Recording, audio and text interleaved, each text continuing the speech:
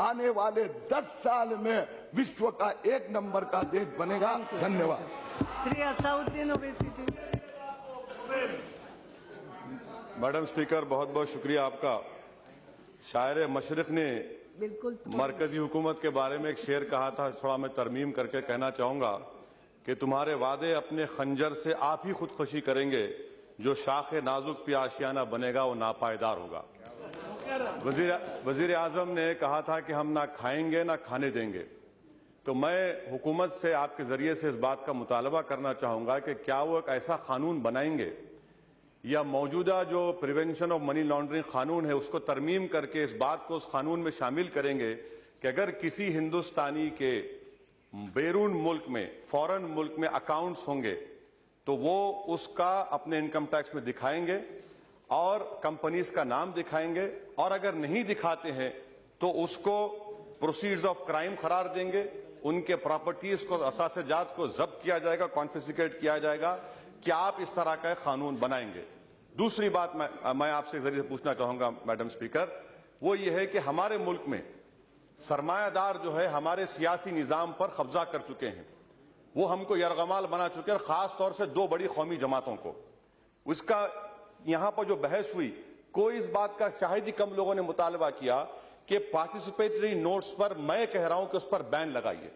सबसे बड़ा खतरा इस मुल्क की सालिमियत को इन पार्टिसिपेटरी नोट्स से है, और मॉरिशस से पैसा यहां पर आता है, कोई ये नहीं पूछता कि भैया वो किसका पैसा है, कौन इसका पैसा है, इसका नाम क्या है, और यहां पर आकर पार्क कर दिया जाता है। आज हम जानते हैं कि इराक में एक बगदादी बैठा हुआ है जिसने $80 मिलियन का पैसा कमाया है। अगर वो कंपनी बनाएगा मॉरिशस में और पैसा स्टॉक एक्सचेंज में डालेगा, हमारा स्टॉक एक्सचेंज को भी खराब तबाह कर सकते हैं, मुल्क में दहशतगर्दी का भी पैसा आएगा। तो फिर क्या आप पर जिम्मेदारी आयद नहीं होती कि आप मुल्क की सालिमियत को और मुल्क को जो खतरा है दहशतगर्दों से, उनको बचाने के लिए मुतालबा करता हूं कि पार्टिसिपेटरी नोट्स पर बैन लगाइए, और जो कंपनीज और ट्रस्ट इन्वेस्ट करते हैं उनका नाम मालूम करवाइए। तीसरी बात मैं पूछना चाहूंगा कि HSBC से जो नाम आए हैं वो फ्रांस के एक फ्रांसीसी नेशनल ने हमको दिए हैं। यहां पर मरकजी हुकूमत ये कहती है मैडम कि डबल टैक्सेशन अवॉइडेंस एग्रीमेंट है, एक फ्रांसीसी नेशनल ने, हमारा एग्रीमेंट फ्रांस हो सकता है मगर वहां से आए अकाउंट स्विट्जरलैंड के हैं, स्विट्जरलैंड की हुकूमत ने या बैंक ने हमको नहीं दिया, तो आपको नाम का इंकशाफ करने कौन रोक रहा है? लिechtenstein बैंक जर्मनी से अलग है, अलहदा इंडिपेंडेंट मुल्क है। लिechtenstein बैंक के नाम हम दे सकते, आवाम के सामने ला सकते, हुकूमत कतरा रही है। और 4 अक्टूबर 2011 को सुप्रीम कोर्ट का जजमेंट का हवाला दिया जा रहा है। मैं वजीर फाइनेंस से आपके जरिए पूछना चाहूंगा कि अक्टूबर 2014 में आप क्यों गए सुप्रीम कोर्ट को कि 2011 का जो सुप्रीम कोर्ट का फैसला है उसको तरमीम की जाए? क्या सुप्रीम कोर्ट ने नहीं कहा था पैराग्राफ नंबर 56 में, 71 में, 72 में कि ये तमाम चीजें गलत हैं, आप नाम दे सकते? मेरा 5वां मुतालबा हुकूमत से यह है कि अभी हमारे मुंबई से जो सांसद है बड़ी अच्छी बात कह रहे थे, मैं आपके जरिए पूछना चाहूंगा मैडम कि सिंगापुर में बायोमेट्रिक्स नामी कंपनी ने सिर्फ 45 लाख का अकाउंट खोला सिंगापुर में। ICICI बैंक ने उसको बगैर कोई कोलैटरल के 6,500 करोड़ का लोन दिया, और 2011 में 6,500 करोड़ रुपये यहां पर हिंदुस्तान को आया। किस कंपनी में गया? जो KG D6 में हमारी गैस तलाश कर रही है। वहां से सिंगापुर के हाई कमीशन लेटर लिखा 2011 में कि मालूम करिए इतना बड़ा पैसा आ रहा है। क्या यह हुकूमत जो वादा करती है, ऐलान करती है कि हम ना खाएंगे ना खाने देंगे, क्या वो गोदावरी में KG D6 में जिन्होंने पैसा खाया, मुल्क का पैसा है, क्या उनके खिलाफ एक्शन लेंगे आप?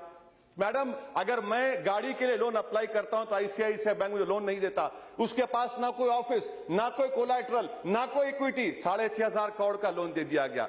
मेरा 5वां पॉइंट हुकूमत के आपके जरिए है मैडम कि आज हमारे वजीर आजम और बहुत सी बड़ी जमात के लोग एक बहुत बड़े सरमाएदार के एयरक्राफ्ट में फिरते हैं। क्या यह बात गलत है कि SIT ने कहा है कि इस सरमाएदार की जो पावर कंपनी के जो इक्विपमेंट थे, इसने गलत ओवर प्राइसिंग करके 9,000 करोड़ का टैक्स दिखाया, जबकि सिर्फ 3,000 करोड़ के टैक्स थे। 5,500 करोड़ कहां गए मैडम? क्या हमारे वजीर आजम उसके एयरक्राफ्ट में बैठना बंद कर देंगे? क्या हमारे बरबसरे जमात के लोग उसको दूर कर देंगे? अगर आप ऐसा कर सकते हैं तो जरूर करिए। मैं आपके जरिए से पूछना, हो गया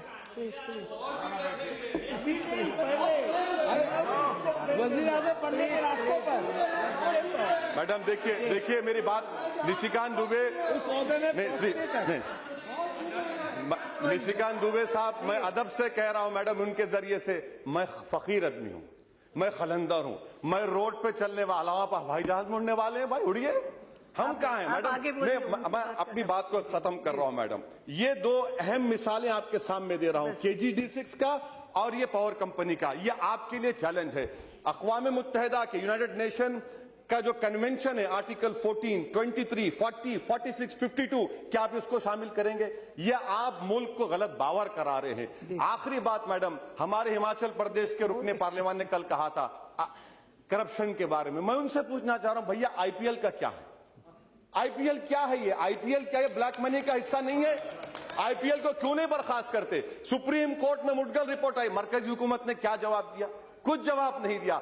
मैडम, मैं अपनी बात को मुकम्मल करने से पहले हुकूमत से बात बता रहा हूं कि हिंदुस्तान की 100 करोड़ की आवाम आपसे पूछ रही है कि मेरे 15 लाख कहां है? वो गरीब जो भूखा प्यासा रहकर, वो खातून जो भूखा रहकर वोट डाली, वो जो नौजवान जो हमारे मुल्क का 60% की आबादी का हिस्सा है, वो आपको याद, मैं खत्म कर रहा हूं मैडम, वो आपको याद दिला रहे हैं कि मेरे 15 लाख आएंगे नहीं आएंगे। तो अब की बार 15 लाख का नारा आवाम का होगा, और आपको अभी नहीं, 2019 तक तो आप जिएंगे, मगर ये ऐसा जवाब मिलेगा। मुझे ये फर्क समझ में नहीं आ रहा कि यहां से वहां पर एक ही जबान बोली जा रही है सरमाएदारों की। शुक्रिया।